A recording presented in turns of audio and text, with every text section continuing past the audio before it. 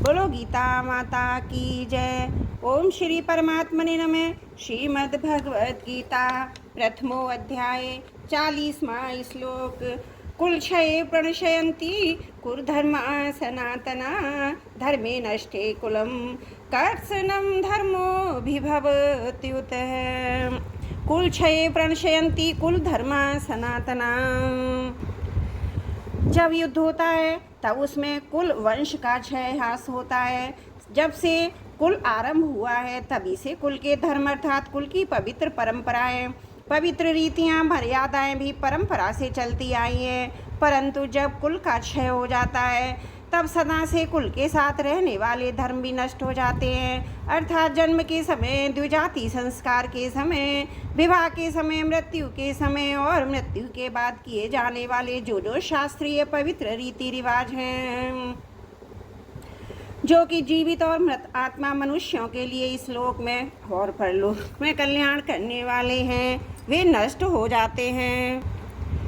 कारण कि जब कुल का ही नाश हो जाता है तब कुल के आश्रित रहने वाले धर्म किसके आश्रित रहेंगे। धर्मे नष्टे कुलम प्रत्सनम धर्मोऽभिभवत्युत। जब कल पवित्र मर्यादाएं, पवित्र आचरण नष्ट हो जाते हैं तब धर्म का पालन ना करना और धर्म से विपरीत काम करना अर्थात करने लायक काम को ना करना और ना करने लायक काम को करना रूप अधर्म संपूर्ण कुल को दबा लेता है। अर्थात संपूर्ण कुल में अधर्म छा जाता है। अब यहाँ यह शंका होती है कि जब कुल नष्ट हो जाएगा, कुल रहेगा ही नहीं, तब अधर्म किसको दबाएगा। इसका उत्तर यह है कि जो लड़ाई के योग्य पुरुष हैं वे जो युद्ध में मारे जाते हैं, किंतु जो लड़ाई के योग्य नहीं है, ऐसे जो बालक और स्त्रियां पीछे बच जाती हैं, उनको अधर्म दबा लेता है। कारण कि जब युद्ध में शस्त्र, शास्त्र, व्यवहार आदि के जानकार और अनुभवी पुरुष मर जाते हैं तब पीछे बचे लोगों को अच्छी शिक्षा देने वाले, उन पर शासन करने वाले नहीं रहते। इसी मर्यादा का, व्यवहार का ज्ञान न होने से वे मनमाना आचरण करने लग जाते हैं। अर्थात वे करने लायक काम को तो करते नहीं और ना करने लायक काम को करने लग जाते हैं, इसलिए उनमें अधर्म फैल जाता है। त्रुटियों के लिए क्षमा चाहती हूँ। 40वां श्लोक समाप्त। अधर्माभिविवाद कृष्ण प्रदुष्यन्ति कुलस्त्रियः स्त्रीषु दुष्टासु वार्ष्णेय जाते वर्ण संकरः। अधर्माभिविवाद कृष्ण प्रदुष्यन्ति कुल स्त्रियः। धर्म का पालन करने से अंतकरण शुद्ध हो जाता है। अंतकरण शुद्ध होने से बुद्धि सात्विकी बन जाती है। सात्विकी बुद्धि में क्या करना चाहिए और क्या नहीं करना चाहिए, इसका विवेक जागृत रहता है। परंतु जब कुल में अधर्म बढ़ जाता है तब आचरण अशुद्ध होने लगते हैं, जिससे अंतकरण अशुद्ध हो जाता है। अंतकरण अशुद्ध होने से बुद्धि तामसी बन जाती है। बुद्धि तामसी होने से मनुष्य अकर्तव्य को कर्तव्य और कर्तव्य को अकर्तव्य मानने लग जाता है। अर्थात उसमें शास्त्र मर्यादा से उल्टी बातें पैदा होने लग जाती हैं। इस विपरीत बुद्धि से कुल की स्त्रियां दूषित अर्थात व्यभिचारिणी हो जाती हैं। स्त्रीषु दुष्टासु वार्ष्णेय जाते वर्ण संकर है। स्त्रियों के दूषित होने पर वर्ण संकर पैदा हो जाते हैं।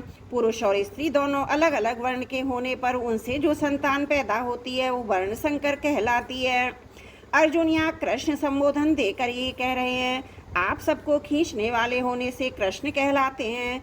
तो आप ये बताइए कि हमारे कुल को आप किस तरफ खींचेंगे अर्थात किधर ले जाएंगे।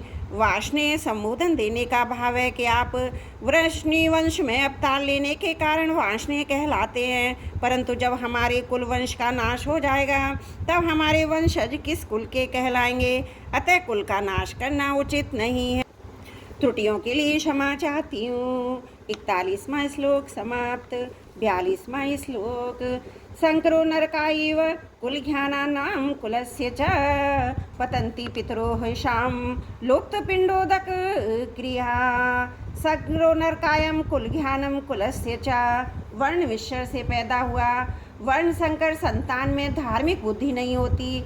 वह मर्यादा का पालन नहीं करता क्योंकि वह खुद बिना मर्यादा से पैदा हुआ है, इसलिए उसके खुद के कुल धर्म ना होने से उनका पालन नहीं करता। प्रत्युत कुल धर्म अर्थात कुल मर्यादा से विरुद्ध आचरण करता है। जिन्होंने युद्ध में अपने कुल का संहार किया है उनको कुलघाती कहते हैं। वर्ण संकर ऐसे कुलघातियों को नरकों में ले जाता है। केवल कुलघातियों को ही नहीं, प्रत्युत कुल परंपरा नष्ट होने से संपूर्ण कुल को ही वह नरकों में ले जाता है। पतंती पितरो शाम लुप्त पिंडों तक क्रिया, जिन्होंने अपने कुल का नाश कर दिया, ऐसे इन कुलघातियों के पितरों को वर्ण संकर के द्वारा पिंड और पानी श्राद्ध आदि तर्पण न मिलने से उन पितरों का पतन हो जाता है।